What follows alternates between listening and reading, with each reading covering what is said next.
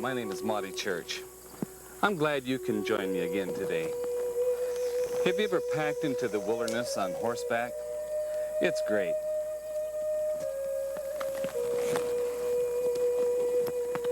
Come with me and enjoy the ride.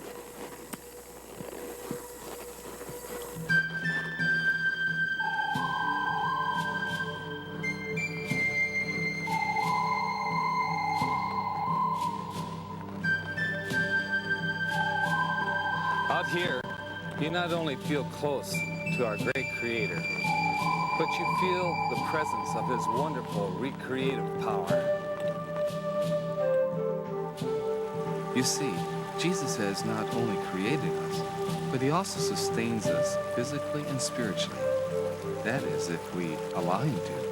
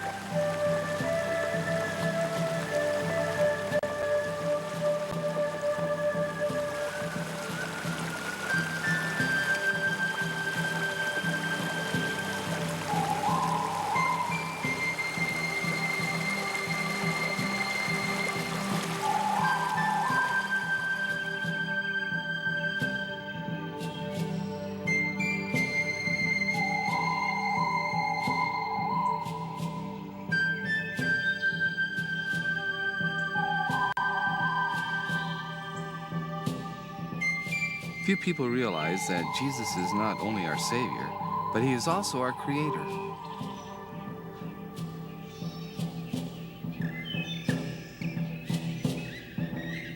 The Book of Heaven says, "All things were made through Him, and without Him nothing was made that was made." The sun, the moon, and the stars, the earth with all its beauty, was made by Him who came to earth, and we knew Him as Jesus the Christ. That same power that made you and me is the power that it takes to change us from sinners to saints. The fact is, there's no way we can change ourselves into good people. Jesus says, "As the branch cannot bear fruit of itself unless it abides in the vine, neither can you, unless you abide in me. I am the vine, and you are the branches. Only he that abides in me, and I in him, bears much fruit. For without me, you can do nothing."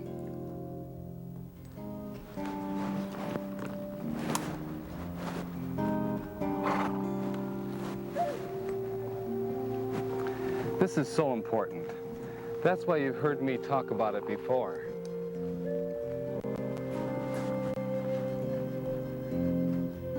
Just like Jesus creates the branch of a tree, so He created you and me. But He goes beyond the branch to create the fruit. That also is brought about by His power. Look at the beauty of the wildlife, from the largest to the smallest creatures. This area here is known for the abundant population of the black bear. They have all been created by God. Likewise, it takes Jesus' creative power in our lives to give us the desire to be humble and willing to follow God's ways. I came to the law profession quite late in life, and I have never regretted it, really. I think that God has been leading me in this direction for a long time. Earlier in my life, I was, along with the other people on my reserve, didn't have too much respect for the law, really. The Native Indians on my reserve used to make a game out of trying to outwit the police and the other law officers there. It was something that we thought was just a lot of fun, a lot of sport. But my ideas have changed about that. As I thought about the Ten Commandments, I began to realize that really God was thinking a little bit more than that we should just simply make sure that we stayed within the letter of that law that he had given to us, but rather we need to think about how we accept it in our hearts, what it does for us, and how it can be used to make our lives a little bit better, a little bit more peaceful, a little bit more joyful. And as I thought of that, I began to change my whole attitude toward the law. One thing that has been really helpful in this, and that is when the Sabbath comes. You know, the Sabbath is a wonderful, wonderful thing that God has given to us. It is something that we can look forward to each week when the world just seems to tumble in upon us and things just don't go right. We can look forward to the Sabbath day as an expression of God's love. And because we know when that Sabbath time comes, we can just pull apart from the world. We can just draw a little closer to God and share his strength and be rejuvenated because of that wonderful feeling of closeness that we have there that comes from the Sabbath day. So to me, that has been, I think, one of the highlights of law. God didn't give us a Sabbath just to remember that he is the creator, although that is very important, but he's given it to us also to remember that he's the person that can recreate it. He's the God that can recreate us. And recreation is what I think can prepare us for that time when he comes again to claim his own. As I look about in the world today, I am convinced that Jesus Christ is coming soon. So many of the signs that are here show us that. They are the things that he talked about when he was here on earth. And I just know that his law, this law of love, will prepare each one of us to be ready when that time comes.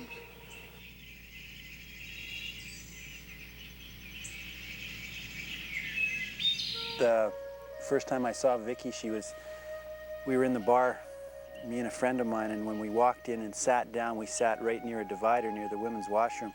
And just after we got sitting down there was a big commotion over by the women's washroom, and I looked over there, and there was 5 women all in a circle. And right in the middle was this one short little woman, and she was just kicking and punching every which direction, and her feet weren't even on the ground. And these women were just punching and pulling her hair, and it was just a real free-for-all. The funny part about it is she was actually winning. These ladies ended up leaving her alone just because she had kicked and punched and scratched her way out of it. Tremendous impression on my mind.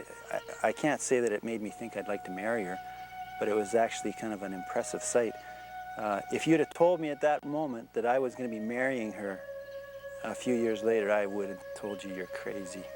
I came home and one night after work, and she laid there in bed next to me, and she very quietly told me that she'd given her heart to Jesus Christ.